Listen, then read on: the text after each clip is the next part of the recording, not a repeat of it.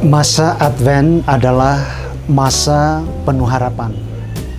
Tetapi apa yang kita harapkan hanya akan terlaksana apabila kita sungguh berjaga-jaga.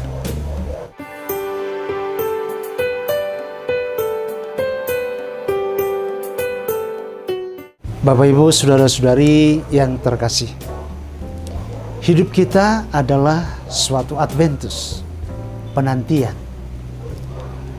Menanti kenaikan gaji, menanti tunjangan hari raya, menanti kelahiran seorang bayi yang diimpi-impikan, menanti kembalinya sang suami yang lama pergi, menanti kesembuhan dari suatu penyakit, menanti dan terus menanti.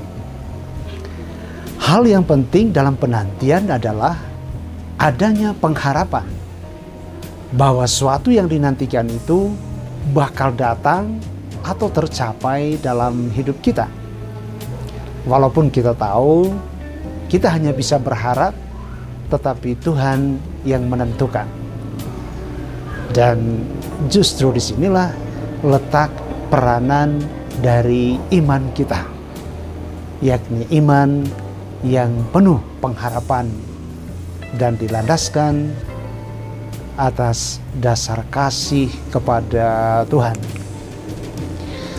Saudara-saudari terkasih, ada 3 hal yang perlu kita ingat dan kita hayati dalam masa Advent ini. Yang pertama, memori. Kisah kelahiran Kristus adalah kisah sejarah. Sejarah karya cinta kasih Allah kepada kita yang begitu mencintai kita sampai menyerahkan anak tunggalnya untuk menebus dosa kita dan untuk membebaskan kita dari belenggu dosa, belenggu sakit dan penyakit, serta berbagai macam penderitaan dan kemalangan, dan untuk membebaskan kita dari belenggu iblis. Yang kedua, misteri.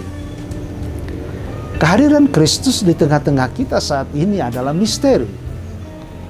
Pertanyaan kita adalah, mampukah kita menyadari kehadirannya saat ini di tengah-tengah kita? Percayakah kita bahwa Kristus hadir di tengah kita saat ini? Percayakah kita akan apa yang dikatakan Yesus?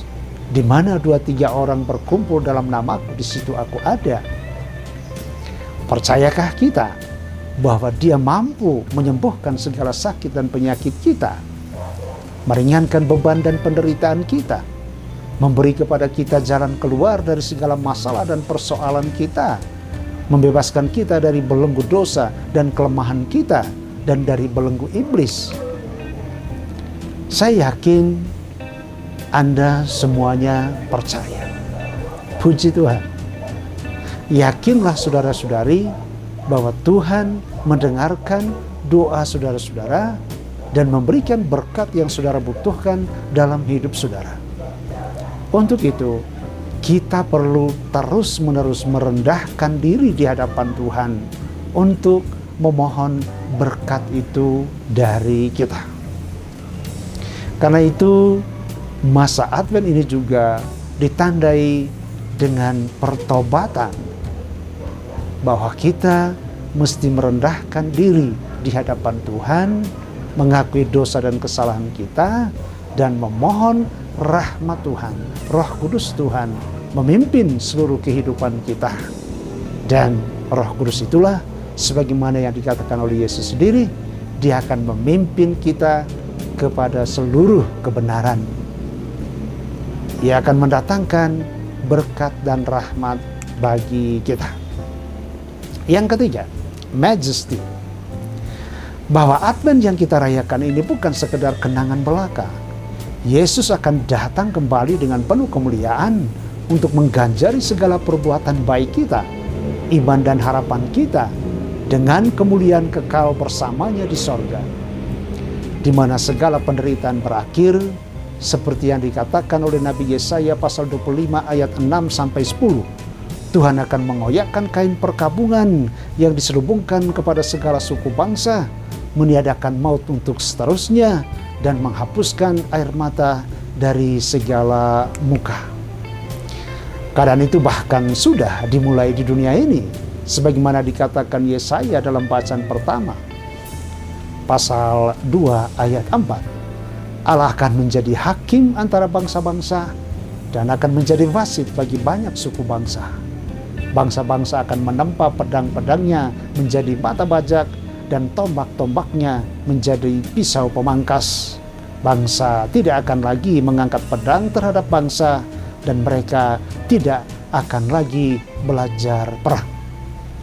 Karena apa?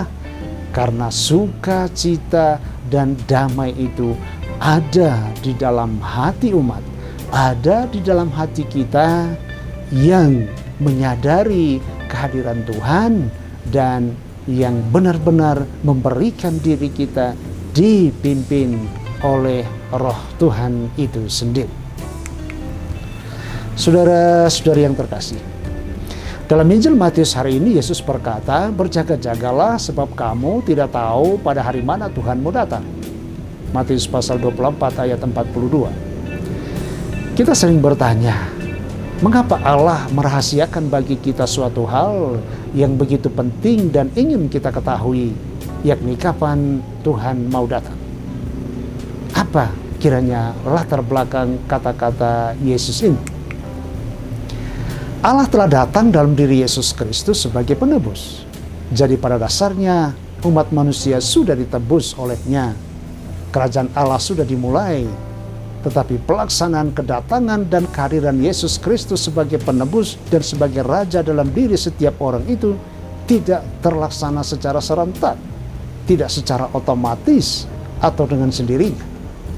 Manusia dihargai oleh Tuhan, bukan dipaksa. Manusia diberi kebebasan dalam kehendaknya dan ia dapat memutuskan sendiri apa yang ingin dipilihnya. Tetapi meskipun sudah diberi kebebasan dan kemampuan yang memadai untuk dapat hidup menurut kehendak Allah secara benar, manusia adalah tetap makhluk yang lemah. Allah mengetahui keadaan kita sebagai manusia ini. Allah tahu betapa kita ini akan takut dan khawatir apabila kita sudah mengetahui sebelumnya saat kedatangannya. Bukankah perasaan itu dapat menimbulkan rasa takut dan cemas dalam hati setiap orang yang menanggung penyakit yang berbahaya misalnya? Itu yang mempercepat kematiannya, bukan karena sakit atau penyakit itu sendiri, melainkan karena takut akan kematian itu sendiri. Liturgi masa Advent bertujuan untuk menyadarkan kita bahwa orang yang sungguh-sungguh beriman harus selalu berpengharapan.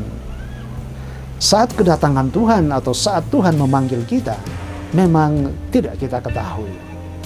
Karena itu kita tidak boleh acuh tak acuh, melainkan justru berjaga-jaga.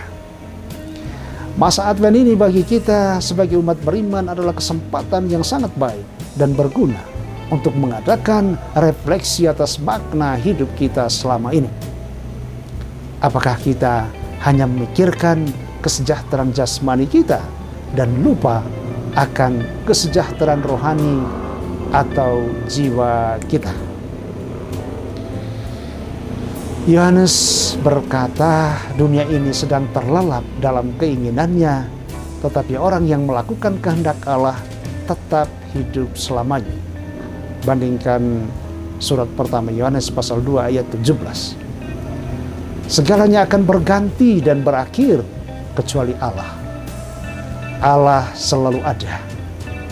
Maka bagi kita manusia ada jalan yang dapat kita tempuh agar kita tidak lenyap, yaitu percaya kepada Allah dan melakukan kehendak-Nya. Inilah isi pesan Yesus hari ini dalam Injil Matius. Berjaga-jagalah, sebab kamu tidak tahu pada hari mana Tuhanmu akan datang. Selamat hari Minggu. Tuhan memberkati kita semua. Amin.